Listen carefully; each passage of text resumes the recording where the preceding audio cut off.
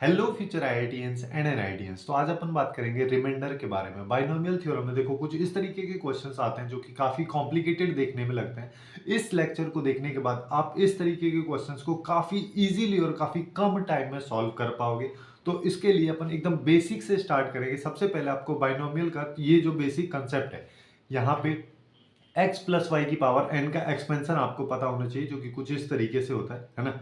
अब देखो एकदम बेसिक से चलते हैं। अब इस बेसिक में भी अपन ये वाली चीजें कवर नहीं करेंगे कि रिमाइंडर क्या होता है, ऑब्वियस सी बात है ना। अब देखो यहाँ पे अगर मान लो मेरे पास में ये फ्रैक्शनल वैल्यू दे रखी है और मैं तुमसे पूछता हूँ इसका रिमाइंडर क्या होगा, तो सीधा सीधा सब कोई निकाल के बता देगा 1 होगा। अब इसी फॉर्मेट को अगर अपन प्लस वाले फॉर्मेट में लिखें, जैसे कि 26 को मैं क्या लिख सकता हूँ, 25 प्लस 1 लिख दिया डिवाइडेड बाई 5, है ना। यहां से अपन क्या समझने की कोशिश कर रहे हैं, जैसे अगर मान लो कोई भी दो वैल्यूज यहाँ पे, जैसे अब इसकी पावर अल्फा और बीटा भी दे रखी हो, इस तरीके से कॉम्प्लिकेटेड सिचुएशन बनाई जा सकती है। तो यहाँ पे जो रिमाइंडर निकलेगा, यहाँ पे जो रिमाइंडर निकलेगा, उन सब का अपने को अल्टीमेटली करना क्या है। जैसे यहाँ पे अपने को जो ये दे रखा है 25 प्लस 1 कर दिया 26 को। अब 25 कंप्लीटली डिविजिबल है तो इसको अपन देखेंगे नहीं, अपने पास में रिमाइंडर में केवल 1 बच रहा है, तो यहाँ पे भी 1 आ जाएगा। अब इसी को माइनस फॉर्मेट में भी लिखा जा सकता है। माइनस फॉर्मेट में कैसे लिखोगे, इसको अपन लिख सकते हैं 30 माइनस 4 लिख देते हैं। अब 26 बच रहा है डिवाइडेड बाई 5, रिमाइंडर बचना 1 ही चाहिए। अब 1 के लिए अब यहाँ पे देखो 30 कंप्लीटली डिविजिबल है, इसको अपन छोड़ देंगे, है ना। तो अपने पास क्या बच रहा है, -4, तो यहाँ पे आ रहा है रिमाइंडर -4। लेकिन रिमाइंडर के बारे में जब भी हम बात करते हैं तो रिमाइंडर कभी भी नेगेटिव में नहीं होता। अब यहाँ पे नेगेटिव में आ रहा है, इसका मतलब समझ लेते हैं। जैसे कि अगर मान लो मैं 5 से डिवाइड करता हूँ 26 को, है ना, इसी कंसेप्ट पे चलते हैं। तो नॉर्मल अपना स्टैंडर्ड तरीका क्या होता है डिवीजन का, कि 5 टाइम्स किया तो यहाँ पे 25 आया तो रिमाइंडर 1 आ गया, है ना। अब इसी को थोड़ा ऐसे कर देते हैं कि 5 से डिवाइड कर रहे हैं 26 को। अब मैं क्या कर रहा हूं कि यहाँ पे तो 26 से कम 25 वैल्यू है ना, 26 से कम है। लेकिन अगर मैं एक ज्यादा चले जाता हूँ, यानी कि मैं यहाँ पे 30 तक चले जाता हूँ, ध्यान पे नहीं रहा कि 26 या 25 जो है कब आ गया, है ना। तो ऐसी सिचुएशन में अपने पास अब यहाँ पे -4 बचेगा, लेकिन -4 तो रिमाइंडर होता ही नहीं है ना। इसी वजह से अपन यहाँ पे क्या करते हैं, जब भी अपने पास में कोई भी रिमाइंडर की वैल्यू नेगेटिव में आती है तो उसमें जिससे डिवाइड कर रहे हैं, जिससे डिवीजन हो रहा है, उस वैल्यू को ऐड कर दो, तो फाइनली जो अपने पास निकल के आता है वो एक्चुअली में रिमाइंडर होता है। ये सारे कंसेप्ट जो हैं आगे कॉम्प्लिकेटेड क्वेश्चंस को सॉल्व करने में काफी ज्यादा हेल्प करेंगे। अब जैसे देखो एक और छोटा सा कंसेप्ट है, वो क्या है, जैसे 6/4 अपने को कहीं पे दे रखा है ना। सीधा सीधा यहाँ पे तुम रिमाइंडर अगर मान लो इसका निकालोगे तो यहाँ पे बोल दोगे कि 2 आ रहा है। लेकिन अभी इसमें थोड़ा सा कॉम्प्लिकेशन ये कर दे, अगर मान लो कोई भी स्टूडेंट आप में से इस तरीके का अप्रोच लगा दे कि भाई 6/4 है, 2 से इसको का कैंसिल कर दो, 2 से ये कर दो, तो अभी आया 3/2। लेकिन अब जब इसका रिमाइंडर निकालोगे तो अब रिमाइंडर 2 नहीं आएगा, है ना। अब इसका रिमाइंडर हो गया 1, जो कि अपन देख के बता सकते हैं। तो कभी भी जब भी अपने को बाइनोमियल थ्योरम वगैरह के क्वेश्चन दिए जाए तो वहां पे सिंप्लीफाई करने की कोशिश अपने को नहीं करनी। सिंप्लीफाई अगर कर दे रहे हो तो जिस वैल्यू से दोनों को सिंप्लीफाई किया जा रहा है, दोनों को मतलब न्यूमरेटर और डिनोमिनेटर को, तो उसके बाद यहाँ पे रिमाइंडर को मल्टीप्लाई करना रहेगा। तो इससे अच्छा रहेगा कि आप यहाँ पे सीधा इसको बिना सिंप्लीफाई किए ही डायरेक्ट रिमाइंडर निकालें, जिससे कि कोई कॉम्प्लिकेशन क्रिएट ना हो और यहाँ पे अपनी कैलकुलेशन मिस्टेक्स होने की पॉसिबिलिटी कम हो सके। जैसे अब देखो स्टैंडर्ड केसेस में सबसे पहले एकदम सिंपल से अपन क्वेश्चंस पे चलते हैं, फिर चल के इस तरीके के क्वेश्चंस को भी डील करेंगे। पहले इस क्वेश्चन की बात कर लेते हैं। जैसे यहाँ पे बोला है कि 5 की पावर 99 जो है, इसको अगर 4 से डिवाइड करते हैं तो रिमाइंडर अपने पास में क्या बचता है। अब स्टैंडर्ड केसेस में जो बाइनोमियल थ्योरम का एक्सपेंशन अपन देखते हैं तो x प्लस वाई की पावर n का एक्सपेंशन ये होता है। अब इसी फॉर्मेट में मैं यहाँ पे इसको बनाने की कोशिश करता हूँ।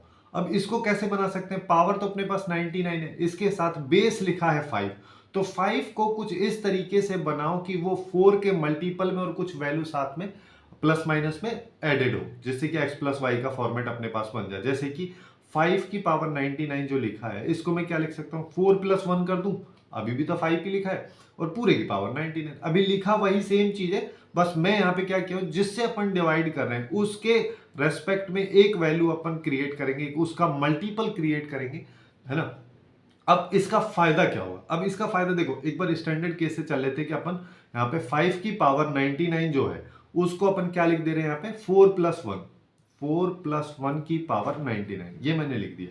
अब इसको खोल लेते हैं, इसको खोलोगे तो सबसे पहले क्या आएगा 99 C0 और यहाँ पे 4 की पावर हो जाएगा 99 और 1 की पावर 0। फिर इस तरीके से चलेगा 99C1, 4 की पावर एक कम हो जाएगी, 1 की पावर एक बढ़ जाएगी। इस तरीके से सब कुछ चलता जाएगा। लास्ट वाली टर्म की बात करोगे तो यहाँ पे आएगा 99C99, 4 की पावर 0 हो जाएगी, 1 की पावर टोटल 98 नहीं 99 आ जाएगी। इस तरीके से अपने पास में ये फॉर्मेट बनेगा। अब यहाँ पे देखो, अब मेरे को क्या बोला कि ये 4 से डिविजिबल है या नहीं है, और नहीं है तो रिमाइंडर क्या आ रहा है। अब यहाँ पे देखो, यहाँ पे 4 की पावर 99 है, मतलब 4 का मल्टीपल ऑलरेडी अवेलेबल है। अब चाहे तो इसको डिवाइड कर दो, चाहो तो इसको डिवाइड कर दो। अब अगर मान लो a प्लस बी बाई 4 लिखा रहता है तो इसको अपन ऐसे भी तो लिख सकते हैं a by 4 plus b by 4, मतलब पहले इसको डिवाइड कर लो, फिर इसको डिवाइड करो, फाइनल जो आउटपुट आ रहा है दोनों को ऐड कर दो।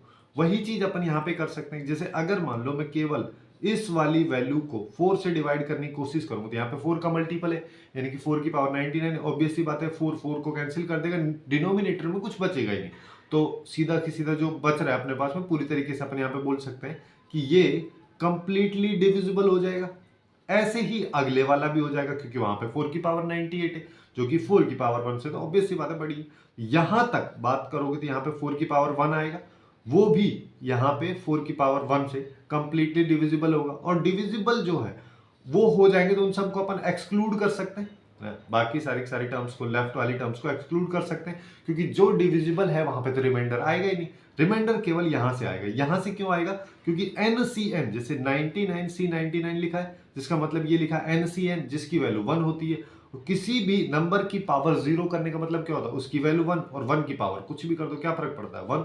तो अल्टीमेटली 1 इंटू 1, तो ये आया 1, है ना। तो अपने पास में यहाँ पे ऐसे आ रहा है, देखो जैसे ये वाला फॉर्मेट अपन ने देखा, ये कंप्लीटली डिविजिबल था, यहां से अपने पास में रिमाइंडर कुछ नहीं बच रहा था, केवल यहां से बच रहा था। वही सिनेरियो यहां पे आ रहा है कि कुछ पोर्शन लिखा हुआ है, उसको समथिंग बोल दे रहा हूं, जो कि कंप्लीटली डिविजिबल है, +1 लिखा हुआ है डिवाइड बाय 4। ये समथिंग जो है, ये वाला पोर्शन, ये कंप्लीटली डिविजिबल है। तो अपने पास में रिमाइंडर अभी यहां पे क्या बच रहा है? रिमाइंडर अभी मेरे पास में यहां पे आ जा रहा है 1, है ना। अब ये तो हो गया इसका एक स्टैंडर्ड तरीका। अब इस अप्रोच से हम समझ सकते हैं, क्वेश्चंस को सॉल्व नहीं करेंगे। जैसे अब डायरेक्टली मैं यहाँ पे क्या कर सकता हूँ, अभी जो अपन ने कंसेप्ट समझा उसी को अप्लाई करना है कि 5 की पावर 99 जो है, इसको जिससे डिवाइड करना है उसके मल्टीपल प्लस समथिंग में कुछ बनाने की कोशिश करते हैं। तो अपन यहाँ पे क्या कर देंगे, 4 + 1 की पावर 99। अब जो यहाँ पे मल्टीपल है इसको हटा दो, इसकी कोई जरूरत ही नहीं है, क्योंकि ये तो हमेशा मल्टीपल रहेगा। हमेशा मल्टीपल है मतलब कंप्लीटली डिविजिबल रहेगा, तो रिमाइंडर में कुछ आएगा ही नहीं। तो अपने पास इसको हटाने के बाद जो बाकी बच रहा है, यानी कि 1 की पावर 99, ये रिमाइंडर में आएगा। तो यही इसका रिमाइंडर हो गया, है ना। काफी आसानी से सॉल्व हो गया और बहुत ही कम टाइम लगा। 1 की पावर 99 मतलब 1, तो इस क्वेश्चन का आंसर 1 हो जाएगा। अभी इस क्वेश्चन को थोड़ा सा ट्विस्ट कर देते हैं, चेंज ऐसे कर दिए कि अब डिविजिबिलिटी अपने को 6 से देखनी है। 6 से देखने में क्या फर्क आएगा कि अब 5 को अपन क्या लिखेंगे, 6 - 1 पूरे की पावर 99, है ना। अब 6 तो कंप्लीटली डिविजिबल है, तो अपने पास में अब रिमाइंडर में क्या आ रहा है, यहां पे साइन के साथ इसको लेना है। जैसे यहां पे भी अपन ने जो ये लिया 1 यहां पे ले रहा है अपन, इसको +1 के फॉर्मेट में ले रहे हैं, वैसे ही अपने को यहां पे इसको साइन के साथ लेंगे तो -1 की पावर 99। अब -1 की पावर एक ऑड नंबर है, जिसका मतलब ये आउटपुट -1 रहेगा। ये आया अपने पास रिमाइंडर। और रिमाइंडर के बारे में अभी स्टार्टिंग में अपन ने क्या देखा था कि रिमाइंडर नेगेटिव हो नहीं सकता, तो इसको पॉजिटिव बनाने के लिए क्या करोगे, जिससे डिवाइड कर रहे हैं उसको इसमें ऐड कर दो। तो फाइनली अपने पास रिमाइंडर आ रहा है 5, जो कि इसका आंसर हो जाएगा। अब थोड़े से अच्छे क्वेश्चंस की तरफ चलते हैं, जैसे कि ये वाला क्वेश्चन जो कि जेईई मेंस 2023 में आया हुआ था, है ना। इस क्वेश्चन में अपने को दो अलग अलग स्टेटमेंट्स दे रखे हैं। पहले स्टेटमेंट के बारे में बोला कि ये 8 से डिविजिबल है, और दूसरे वाले स्टेटमेंट को थोड़ा सा ट्विस्ट किया है। यहाँ पे बोला ये पूरी की पूरी वैल्यू जो है 144 यानी कि 12 के स्क्वायर से डिविजिबल है for infinitely many values of N. N की मतलब यहाँ पे कुछ भी एन की वैल्यू डाल लो, हमेशा ये 144 से डिविजिबल ही होगी। तो इसको सॉल्व कर लेते हैं। इसको सॉल्व करने के लिए सबसे पहले एक एक स्टेटमेंट पे बात करते हैं। पहले स्टेटमेंट के बारे में अगर मैं बात करूं तो मेरे पास में ये लिखा है ना। अब चाहे बीच में प्लस हो या माइनस, है ना, तो उसी बेसिस पे अपन चलेंगे। जैसे कि 2023 जो है ये तो 8 से डिविजिबल होता नहीं। अब आपको ये थोड़ी बेसिक्स चीजें आनी चाहिए। जैसे कि 2024 जो है ये 8 से कंप्लीटली डिविजिबल, तो बस हो गया काम खत्म। तो यहाँ पे 2024 - 1 पूरे की पावर 202, यह आ जाएगा माइनस। अब ऐसे ही 1999 जो है ये भी 8 से डिविजिबल नहीं है, तो 8 से डिविजिबल वाली वैल्यू 2000 ले लो, -1 कर दो, तो यहाँ पे क्या आ जाएगा 2000 -1, बेस तो अभी भी सेम ही बच रहा है, यहाँ पे 2022 आ जाएगा, है ना। अब अपन ने क्या सीखा, जो मल्टीपल है उसको हटा दो, तो यहां से क्या आया -1 की पावर 2022 -1 की पावर 2022। साइन के साथ में लेना ये काफी इंपॉर्टेंट है बस, है ना। तो अब -1 की पावर दोनों साइड में इवन नंबर है, जिसका मतलब ये 1 आ जाएगा, यहां पे माइनस करोगे ये 1 आ गया, तो अल्टीमेटली 0 अपने पास में इसका रिमाइंडर आएगा। रिमाइंडर 0 आने का मतलब 8 से वो कंप्लीटली डिविजिबल है, तो पहला वाला स्टेटमेंट अपना सही होगा। अब देखो यहाँ पे माइनस है, इस वजह से माइनस साइन के साथ में अपन ले रहे, ये वाला माइनस की मैं बात कर रहा हूँ। जैसे स्टार्टिंग में अपन ने यहाँ पे क्या किया था, यहाँ पे प्लस के फॉर्मेट में भी लिया था, यहाँ पे माइनस था तो माइनस फॉर्मेट में अपन ने यहाँ पे वैल्यूज को लिया था, तो यहाँ पे अपने पास में 0 आ जाएगा जो कि कंप्लीटली डिविजिबल है, जिसका मतलब फर्स्ट स्टेटमेंट अपना करेक्ट है। अब सेकेंड स्टेटमेंट पे चलते हैं। सेकेंड स्टेटमेंट कुछ इस तरीके से लिखा है ना। अब ये 144 के बारे में बात कर रहा है, जो कि 12 का स्क्वायर है। अब देखो, अब इसको अपन सिंप्लीफाई करने की कोशिश करते हैं। सबसे पहले 13 को लिख देते हैं, अब 13 की पावर n जो है इसको 12 + 1 कर देता हूं, ठीक है। इसी को तो अपन कर सकते हैं, बाकी किसी में तो छेड़खानी कुछ की नहीं जा सकती। अब इस पे आ जाओ। अब देखो यहां पे अपना पास में जो बेसिक था कि अगर मान लो मैं तुमसे बोलता हूं यहां पे कि पूरा का पूरा जो ये वैल्यू है ये इसका एक्सपेंशन है ना।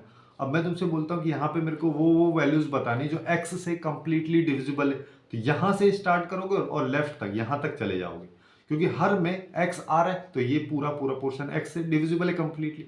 अब वहीं पे मैं तुमसे बोलूं कि x स्क्वायर से कितना डिविजिबल होगा, तो यहां से स्टार्ट कर दोगे जहां पे x स्क्वायर वाली टर्म होगी। वही चीज अपने को यहाँ पे देखनी है, जैसे अपने पास में ये वाला क्वेश्चन है, क्योंकि यहाँ पे अगर 12 से पूछता तो सीधा कैंसिल कर देता, लेकिन ये 12 का स्क्वायर है, जिसका मतलब यहाँ पे भी 12 का स्क्वायर बनना चाहिए। जैसे कि अब इसमें क्या करोगे, यहाँ पे अगर मान लो इसको एक बार देख लेते हैं ना, जैसे इसका एक्सपेंशन देखते हैं तो अपने पास क्या आता है nc0 12 की पावर n और 1 की पावर 0 प्लस nc1 12 की पावर n-1 हो गया इंटू 1 की पावर 1। इस तरीके से चलता जाता है। लास्ट की टर्म्स को देख लेते हैं, लास्ट में क्या आता है nc(n-2) 12 का स्क्वायर और 1 की पावर 12 का यहाँ पे स्क्वायर हो जाएगा, 1 की पावर n-2 हो जाएगा। फिर लास्ट में आएगा nc(n-1) 12 की पावर 1 और 1 की पावर n-1। फिर इसके बाद आएगा nc(n) 12 की पावर 0 1 की पावर n। अब ये मैं इतना क्यों दिखा दे रहा हूं, देखो यहां से यहां तक की जो भी ये वैल्यूज है ये सारी की सारी 12 के स्क्वायर यानी कि 144 से डिविजिबल है, लेकिन यहां पे केवल 12 है, तो ये तो 144 से डिविजिबल होगा ही नहीं ना, और यहाँ पे तो 12 भी नहीं है। तो अपने पास जब भी यहाँ पे जैसे ये जो बेस बन रहा है इसको अगर मैं कैंसिल करूंगा तो मेरे को दो टर्म लेनी पड़ेगी। दो टर्म कौन कौन सी लेनी पड़ेगी, यहाँ पे ये दोनों टर्म, इन दोनों टर्म्स की वैल्यू निकाल लो। जैसे nc(n-1) जिसकी वैल्यू nc1 के बराबर होती है और जिसकी वैल्यू होती है n, और 12 की पावर 1 की वैल्यू हो गई 12 और 1 की पावर तो कुछ भी कर लो, क्या फर्क पड़ना है। तो इसकी वैल्यू तो हो गई 12 इंटू n। ऐसी लास्ट वाले की वैल्यू देखोगे तो ये तो 1 हो गया, ये भी 1 हो गया, ये भी 1, ये फाइनली 1। तो अपने पास अभी क्या आ रहा है, अपने पास में यहाँ पे वैल्यूज मेरे पास में आ रही है। चलो इसको यहीं पे कर लेता हूँ कि मेरे पास में यहाँ पे हो जाएगा एक सेकेंड ना, इसको यहाँ पे कर लेते हैं, है ना। तो अपने पास आएगा 13 इंटू 12 की पावर जो ये है 12 + 1 की पावर n जो था, इसको अपन ने सिंप्लीफाई करके क्या लिखा है, यहाँ पे आ जाएगा 12n+1। ठीक है, यहाँ पे भी प्लस है, यहाँ पे भी प्लस है, तो अपने पास में आएगा 12n+1, 12n+1 ये आ गया इस पूरे की जगह, है ना। उसके साथ 13 मल्टीप्लाई में है, -11n-13। अपन रिमाइंडर पे बात करें, जो पूरी की तरह कंप्लीटली डिविजिबल था उस वाली चीज को अपन एक्सक्लूड कर दे, क्योंकि उसका कोई मीनिंग ही नहीं है, वो अपने को चाहिए नहीं, अपने को तो रिमाइंडर पे बात करनी है ना। तो अब यहाँ पे 13 को 12 से मल्टीप्लाई करोगे तो अपने पास में क्या आएगा, 13 इंटू 12 कर दो, है ना, 5 आ जाएगा और 176। ठीक है, यहां पे आया 176, सॉरी 156 आएगा, है ना, ये 156 आएगा। 156n+13n, सॉरी 13n नहीं आएगा, ये 13 हो जाएगा, है ना, 1 है ना यहाँ पे, -11n-13 प्लस 13 से -13 गया तो मेरे पास में 156 में से 11 घटा देते हैं तो अपने पास आया 145n। अब मेरे को क्या करना है, इस 145n का जो डिविजिबिलिटी है वो देखना है 144 से, है ना। ऑब्वियस सी बात है, ये तो हो ही नहीं रहा ना, क्योंकि 144 plus 1 into n divide by 144। अब इसको कैंसिल कर दो, लेकिन 1 की पावर n बच रहा है, यानी कि 1 बच रहा है अपने पास में रिमाइंडर में हमेशा। तो किसी भी n की वैल्यू के लिए कभी भी यहाँ पे कंप्लीटली डिविजिबल होगा ही नहीं। तो अपन यहाँ पे बोल सकते हैं कि अपना जो सेकंड स्टेटमेंट है ये गलत हो जाएगा। तो अपना फर्स्ट स्टेटमेंट केवल सही है, सेकंड स्टेटमेंट गलत है, तो इसका करेक्ट आंसर अपने पास में बी आ जाएगा। तो इस तरीके से काफी कॉम्प्लिकेटेड क्वेश्चंस को भी काफी ईज से अपन सॉल्व कर सकते हैं। एक और काफी अच्छा क्वेश्चन है जिसमें यहाँ पे दो बार पावर दे रखी है ना। अब इसमें डिविजिबिलिटी 7 से चेक करनी। अब इस चीज को देखो, इसमें अपन सबसे पहले क्या करते हैं, सबसे पहले मैं यहाँ पे फोकस करूंगा इतने पे, है ना, 32 की पावर 32। अब 32 की पावर 32 अपने पास में है, अपन ये मान लेते हैं इसकी डिविजिबिलिटी मेरे को 7 से चेक करनी, बस इतना सा क्वेश्चन है अपने पास। अभी इसी पे अगर मैं काम करूं तो 32 को अपन कैसे लिख सकते हैं, यहाँ पे 28 लिख दो प्लस 4, है ना, पूरे की पावर 32। अब 28 के बारे में अगर बात करोगे तो 28 7 से डिविजिबल है, ये कैंसिल हो जाएगा, तो अपने पास क्या बचा 4 की पावर 32। अब 4 की पावर 32 को क्या कर सकते हैं, यहाँ पे 4 का स्क्वायर कर दो और इधर 16 कर दो, ठीक है। यहाँ पे क्या आया 16 और बाहर भी 16, तो 16 को अपन क्या लिख सकते हैं, है ना, यहाँ पे इसको लिख सकते हैं 14 प्लस 2 और 2 का पावर 16। अब मेरे को अल्टीमेटली क्या देखना है, 7 से डिविजिबिलिटी जो कि ये कंप्लीटली है, तो अपने पास अब क्या आ रहा है, अब आ रहा है 2 की पावर 16। अब 2 की पावर 16 को फिर से कर दो तो ये आ जाएगा 2 की पावर 4 पूरे की पावर 4, है ना। 2 की पावर 4 क्या हो गया 16, 16 को मैं लिख देता हूँ 14 प्लस 2 और पूरे की पावर 4, है ना। फिर से क्या हो गया, ये 14 गया।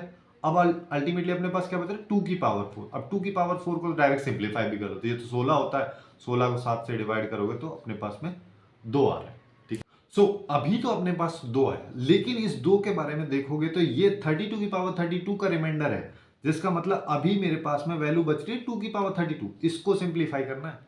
अब 2 की पावर 32 को सिंप्लीफाई करने के लिए देखो अब देखो वापस से तो अपन ये वाला ट्रिक, ये वाला मेथड ही लगा सकते हैं, इस तरीके से सॉल्व करोगे तो आ जाएगा। लेकिन इसके लिए मैं सबसे आसान अप्रोच तुमको क्या बताता हूँ, इसको ऐसे लिख लो 2 की पावर 16 और पूरे की पावर 2। क्यों, क्योंकि 2 की पावर 16 को मैंने अभी सॉल्व किया है, यहाँ पे ये यही तो चल रहा है, यहां से जो चल रहा है ये 2 की पावर 16 है, उसी का तो रिमाइंडर 2 है ना, इस पूरे का रिमाइंडर 2 है। तो अपन ने यहाँ पे 2 का ये इसका रिमाइंडर हो गया और ऊपर पावर 2, तो अल्टीमेटली मेरे पास रिमाइंडर क्या आ रहा है 4, जो कि फाइनल रिमाइंडर होगा 32 की पावर 32 और पूरे की पावर 32 का, जब अपन इसको 7 से डिवाइड करते हैं। तो इस क्वेश्चन का जो करेक्ट आंसर है वो निकल के आ जाएगा 4। तो कुछ इस तरीके से ही बाइनोमियल थ्योरम के जो क्वेश्चंस डिविजिबिलिटी या रिमाइंडर से रिलेटेड होते हैं, उन सबको अपन काफी इजीली और काफी कम टाइम में सॉल्व कर सकते हैं। सो आज के लिए बस इतना ही। Hopefully you guys find it useful, and if you find it useful then please do like, share and subscribe.